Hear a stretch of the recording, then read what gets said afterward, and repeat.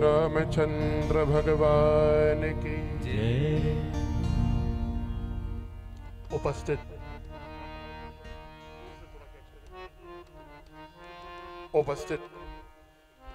सभी कथा प्रेमी श्रोता महानुभाव, भक्ति स्वरूपा उपस्थित सभी माताएं, स्थान के देवता श्री हनुमंत लाल एवं मेरे हृदय आधार जीवन आधार ठाकुर श्री गोवर्धन नाथ, आप सभी को शत शत नमन, शत शत प्रणाम। जगत नियंता जगदाधार पतित पावन करुणा निधान मर्यादा पुरुषोत्तम भगवान श्री राम, जिनके पावन चरित्रों का हम लोग यहाँ श्रवण कर रहे हैं और जिस राम कथा में आज तृतीय सत्र में हम लोग प्रवेश करने जा रहे हैं, एक बार बड़े भाव से कहें जय सिया राम। जय सिया राम।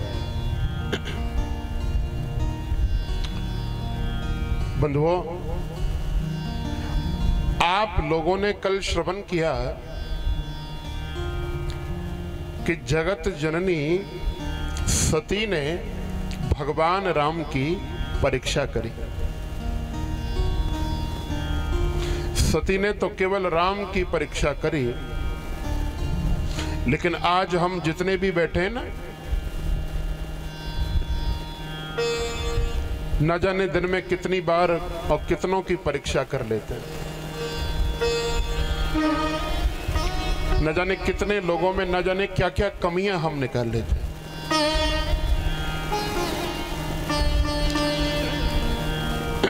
कबीरदास जी ने कहा कि बुरा जो देखने में चला बुरा न मिलिया को,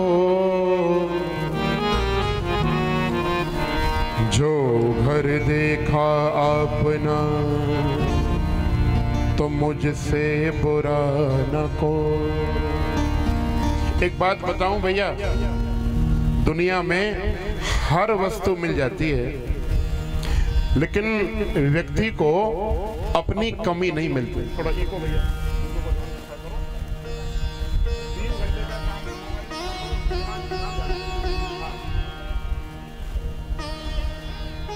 बोलो जय सिया राम।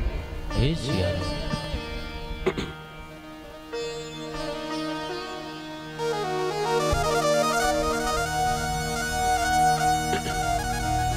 दुनिया में हर वस्तु मिल जाएगी, लेकिन अपनी गलती किसी को नहीं मिलती, अपनी कमी किसी व्यक्ति को दिखाई नहीं देती। और बंधुओं, जो अपनी कमी ढूंढ ले, अपने अवगुण ढूंढ ले, वही तो सच्चा साधु है, उसी को साधु कहते हैं। हम लोगों में यही कमी है। दुनिया की तो लाख परीक्षा करेंगे कि ये ऐसा है, वो वैसा है, इसमें ये अवगुण है, इसमें ये कमी है, लेकिन अपने अंदर झांक करके कभी हम नहीं देखते कि हम कैसे हैं।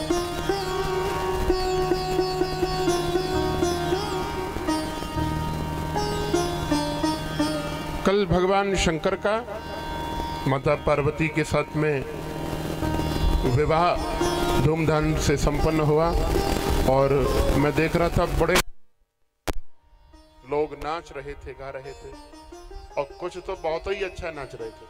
ये हमारे भैया बैठे ना, क्या कहना, बड़ा आनंद आया।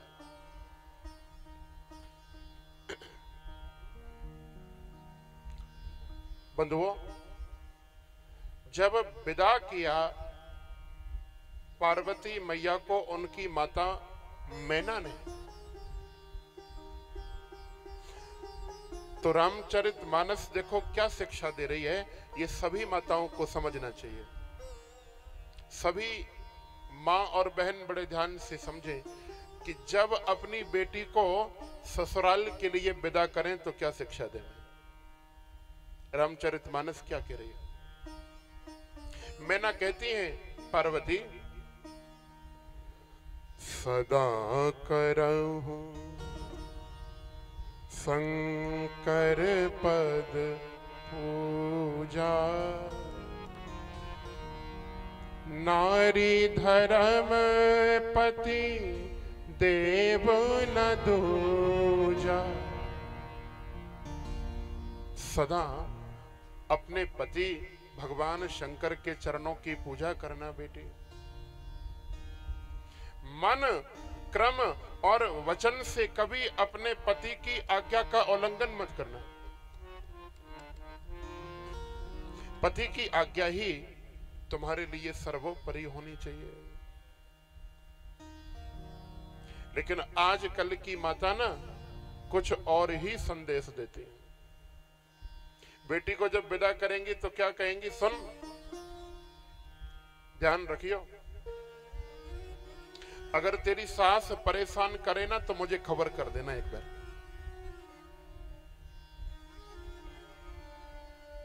अगर ससुर कुछ कहे तो बता देना,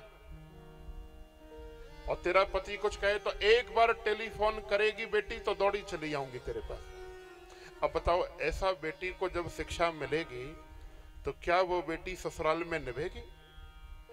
क्या वो ससुराल में जाकर के अच्छी तरीके से अपना जो कर्म, जो कर्तव्य है वो निभा पाएगी? एक बार ना एक सास अपनी बहू से बोली कि बहू एक बात बता, अगर तू पलंग के ऊपर बैठी हो और मैं तेरे बगल में आकर के बैठ जाऊं तो तू क्या करेगी? बहू बोली कि सासू मां, आप मेरे बगल में आकर के बैठोगी पलंग पे तो मैं कुर्सी पे बैठ जाऊंगी। सास बोली कि अगर मैं तेरे बगल में कुर्सी पर भी आकर के बैठ गई तो बहू बोली कि आप अगर मेरे बगल में कुर्सी पर बैठोगी तो मैं कुछ जमीन पर बिछा करके, कुछ गलीचा, कुछ दरी, कोई चटाई बिछा करके बैठ जाऊंगी। सास बोली कि मैं उस दरी पर भी, चटाई पर भी आकर के बैठ गई तो? बहू बोली कि फिर मैं भूमि पर बैठ जाऊंगी सासू मां। बहू बोली एक बात बता, अगर भूमि पर भी तेरे बगल में आकर के बैठी तो क्या करेगी? बहू बोली कि गड्ढा खोदूंगी, उसमें बैठ जाऊंगी। सास कहने लगी अगर उस गड्ढे में भी तेरे बगल में आकर के बैठ गई तो? बहू बोली ये बहुत बढ़िया होगा, तू जैसे ही गड्ढे में बैठेगी तो मिट्टी ऊपर से मैं डाल दूंगी। बोलो जय सिया राम। लेकिन मानस कह रही है जब बेटी को विदा करो तो ऐसी शिक्षा ना दो।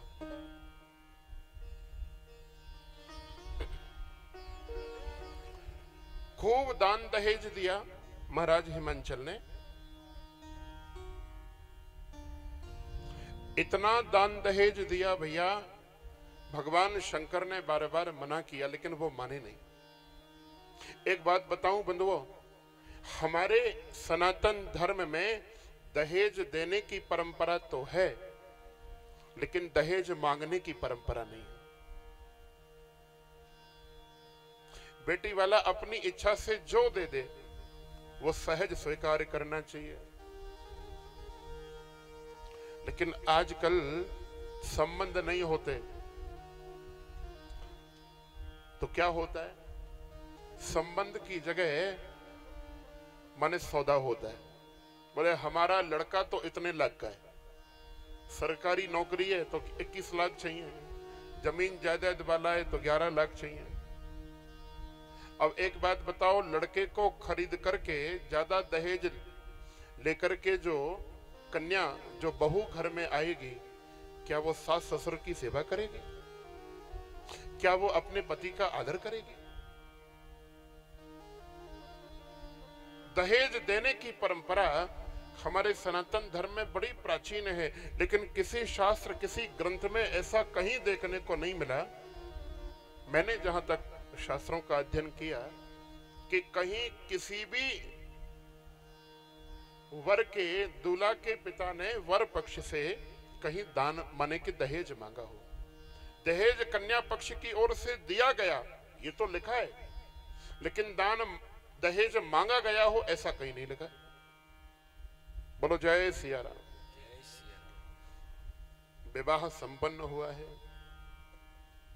बेटी को विदा करते समय राजा हिमांचल बड़े रोए हैं। बंधुओं, आपको एक बड़ी सरल बात बताऊं, बेटी का, कन्या का शास्त्रों में एक नाम बताया गया, द्वैता। क्या नाम बताया गया? द्वैता। द्वैता का अर्थ होता है जो दो कुलों का हित चाहती हो। हित माने लाभ चाहती हो। जो दो कुलों का हित चाहे, कल्याण चाहे, वो द्वैता। कौन दो कुल? एक तो ससुराल वाला कुल और दूसरा अपने माई के वाला कुल। एक बात बंधुओं, बड़ी सहर्ष बात है कि बेटा कहीं बाहर नौकरी करता हो और उसे पता पड़े कि पिताजी बीमार हैं या मां बीमार है, तो हो सकता है बेटा आने में आलस कर दे, बोले ठीक है सही हो जाएंगे, नौकरी छोड़ के जाऊंगा तो इतना नुकसान हो जाएगा, ये हो जाएगा, वो हो जाएगा। लेकिन अगर बेटी के कानों में खबर पड़ जाए कि माँ बीमार है, कि पिताजी बीमार हैं, वो बेटी जैसी होगी, जिस हाल में होगी भैया, वो अपने माता पिता के पास दौड़ पड़ेगी। बेटी बड़ा प्रेम करती है अपने माता पिता से। बेटा नजदीक भले ही माता पिता के रहता हो, लेकिन जो प्रेम कन्या का होता है माता पिता के प्रति, वो पुत्र का नहीं होता। बोलो जय सिया राम।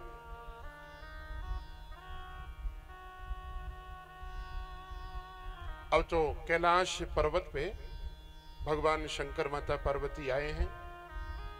इनके घर में दो संतान भाई। बड़े बेटे का नाम कार्तिकेय, जिस कार्तिकेय ने रणभूमि में तारकासुर नाम के राक्षस को मारा और देवताओं का जो खोया हुआ राज था वो दोबारा उनको दिला दिया। और दूसरा बेटा गौरी पुत्र गणेश, भगवान गणेश भाई। एक दिन ना भगवान शंकर की समाधि लग गई। समाधि तो आज भी कथा में लोगों की लग जाती है।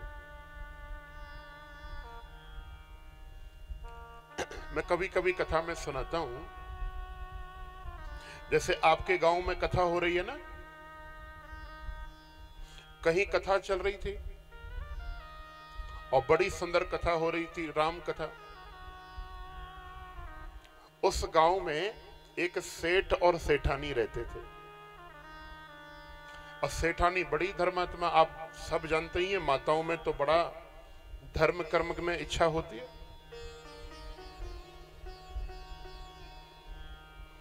सेठानी बड़ी धार्मिक, लेकिन सेठ जी बड़े लालची, बड़े लोग। सेठानी रोज कहती, सेठ जी सारा गांव कथा सुनने जाता है, केवल आप ही बैठे रहते हो, चलो ना तुम भी कथा सुनने चलो। और सेठ जी मन में सोचे, कथा में जाऊंगा तो कुछ चढ़ाना पड़ेगा, रुपया पैसा कहां से लाऊंगा चढ़ाने को, और जाऊंगा तो दुकान भी बंद करनी पड़ेगी, ये भी व्यापार में घाटा। बोले कि ऐसा है सेठानी, आने वाला जो बुधवार है उसको बाजार बंद रहता है, उस दिन हम दोनों कथा सुनने चलेंगे। अब बुधवार आया, सेठानी ने दोबारा टोक दिया, सेठ जी कथा चल रही है, आपने बुधवार को जाने की कही थी, चलो। अब तो हार करके सेठ जी को आना ही पड़ा। क्या हुआ भैया, सेठानी तो आकर के बैठ गई माताओं में और बड़े ध्यान से कथा सुनने लगी। लेकिन सेठ जी ने मन में विचार किया कि किस किस को याद करिए और किस किस को रोइए, आराम बड़ी चीज है, मुंह ढक करके सोइए। अरे वही राम की कथा है, ये पंडित जी तो 9 दिन में सुनाएंगे, मैं उसे 9 सेकंड में सुना दूंगा। ऐसा होता है ना। एक बार एक व्यक्ति ब्राह्मण से कहने लगा कि पंडित जी आप तो 9 दिन में राम कथा सुनाते हो, मैं थोड़ी देर में सुनाऊंगा। बोले कैसे सुनाओगे? तो वो बुंदेली भाषा में सुनाने लगा कि एक राम हते एक रावण। कौन कौन थे? एक राम हते एक रावण, बे क्षत्रिय और बे बामन। बिन्ने बिन की नार हरी, तो बिन्ने बिन को नाश करो, तनक देर की बातन ना, और तुलसी ने लिख दियो पोथन ना। छोटी सी बात और तुलसीदास ने तो पोथी लिख करके तैयार कर दी। तो यही बात सेठ जी कह रहे हैं। बोले क्या सुनना राम कथा? दशरथ के 4 बेटा, राम बड़ा बन को गया, सीता को रावण ने हरा, रावण को राम ने मारा, वापस अयोध्या आए, राजा बन गए। यही तो कथा है। सेठानी तो सुन रही है कथा, और सेठ जी एक पीपल के वृक्ष का सहारा लेकर के, सेठों में आदत होती है ना, सहारा लेकर के, सहारा लिया, पीठ लगाई वृक्ष से, पेड़ से, और सो गए। नींद आ गई। लोग तो कथा सुन रहे हैं, सेठ जी सो गए।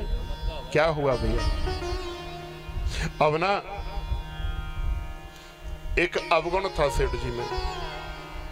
जब इनको गहरी नींद आती तो जोर से खर्राटे लेते, और जब खर्राटे लेते तो मुंह बार बार खुलता, बार बार खुलता, बार बार बंद होता, बार बार खुलता, बार बार बंद होता। कहीं से घूमता घामता एक स्वान देवता पहुंच गया, एक कुत्ता पहुंच गया। देखो कुत्ते में एक आदत होती है भैया, वो जब लघु शंका करेगा ना तो पहले जगह को सूंघ करके सुनिश्चित कर लेगा कि ये लघु शंका करने योग्य है कि नहीं। तो उसने पहले तो बड़े गौर से सेठ जी के मुख को सूंघा, और सूंघ करके हाँ ये बिल्कुल सुरक्षित स्थान है, कोई खतरा नहीं, तो एक टांग उठाई और गोविंदाय नमो नमः कथा में विश्राम लगा। सेठानी कहने लगी आज तो बड़ा आनंद आया कथा में सेठ जी, बहुत अच्छी कथा पंडित जी ने कही। एक बात बताओ सेठ जी, आपको कथा कैसी लगी? तो सेठ जी कहने लगे और तो सब ठीक था, कथा में थोड़ा नमक ज्यादा हो गया तो खारी खारी लगी। बोलो जय सिया राम। सिया राम। तो भैया सोने वाले श्रोता सावधान रहें, राम की कथा तो बड़ी मीठी है, और कहीं सो गए तो खारी नहीं हो जाए।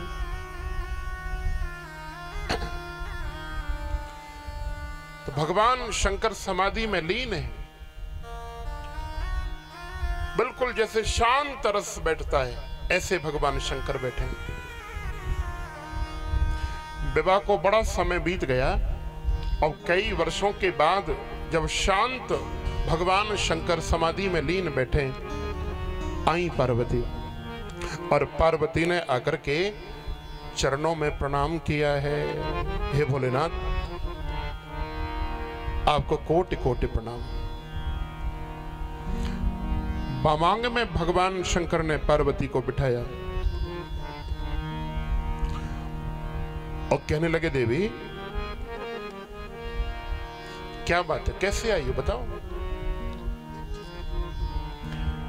बोले स्वामी जो संशय सती बनकर के मेरे मन में था, आज मैं पार्वती बन गई हूं, लेकिन वो संशय मेरे मन का दूर नहीं हुआ है। आप कृपा करें और मेरे मन के उस संशय को मिटाने की आप कृपा करें।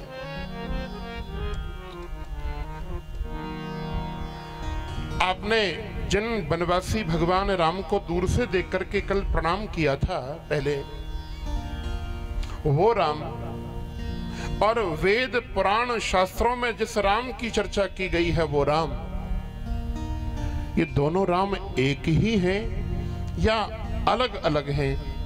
कृपा करके मुझे बताएं। अगर वेदों में जिन राम की महिमा गाई गई है दशरथ के बेटा राम वही हैं, तो उन्होंने संसारी मानव की तरह लीला क्यों करी?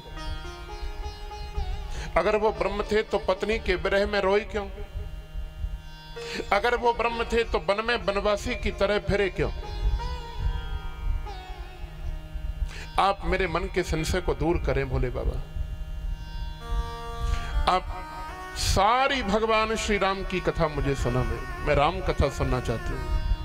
अब ये बात जब पार्वती ने कही कि मैं राम कथा सुनना चाहती हूँ, तो भोले बाबा बड़े प्रसन्न भये और उनके पूरे शरीर में मनो राम कथा का, राम चरित्र का सृजन हो गया। रोमांचित हो गए भगवान शंकर और क्या कह रहे हैं? धन्य धन्य गिरिराज कुमारी, तुम समान नहीं कोई उपकारी। धन्य धन्य गिरिराज कुमारी, तुम समान नहीं कोई उपकारी। पूछे हो रघुपति कथा प्रसंग, पूछे हो रघुपति कथा प्रसंग। सकल लोक जग पावनी गंगा, सकल लोक जग पावनी गंगा। जिन हरि कथा सुनी नहीं काना, जिन हरि कथा सुनी नहीं काना। श्रवण रंध्र अहि भवन समान, श्रवण रंध्र भई भवन समान। श्रवण रंध्र अहि भवन समान, श्रवण रंग यही भवन समान। धन्य धन्य गिरिराज कुमारी, हे हिमाचल की बेटी तू धन्य है, जो तूने भगवान राम की कथा प्रसंग के विषय में पूछा, तू बड़ी धन्य है।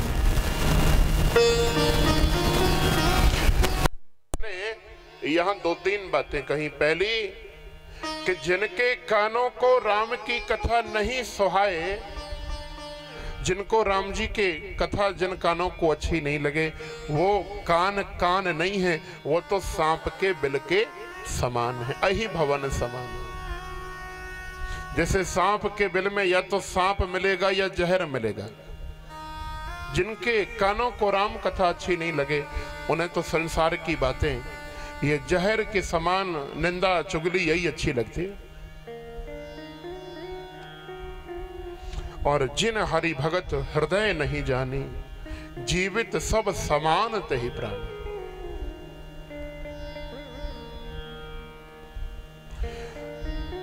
भगवान शंकर कहते हैं पार्वती,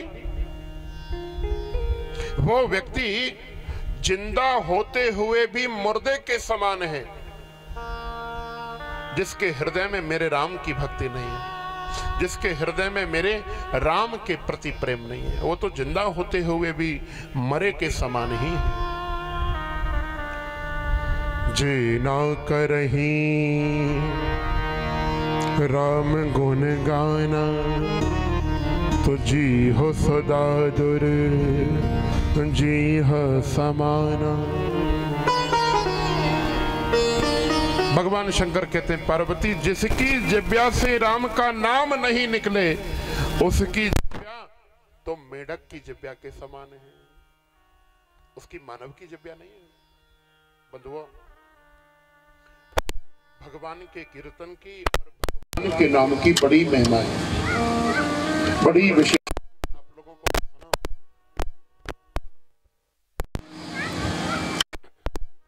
काशी विश्वनाथ में, बनारस में भगवान के एक बड़े अद्भुत भक्त हुए, जिनका नाम था रैदास।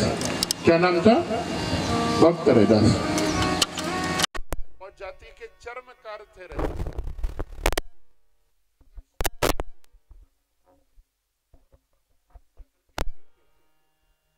गंगा में स्नान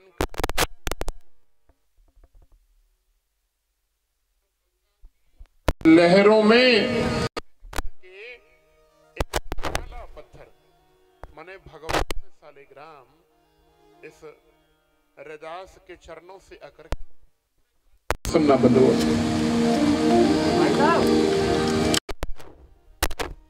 देखा रैदास ने कि ये तो भगवान सालिग्राम है, उठा लिया और घर लाकर के बड़े भाव बड़ी श्रद्धा से वो रैदास भगवान सालिग्राम की सेवा पूजा करने लगा। बड़े प्रेम से भगवान सालिग्राम का पूजन अर्चन करने लगा।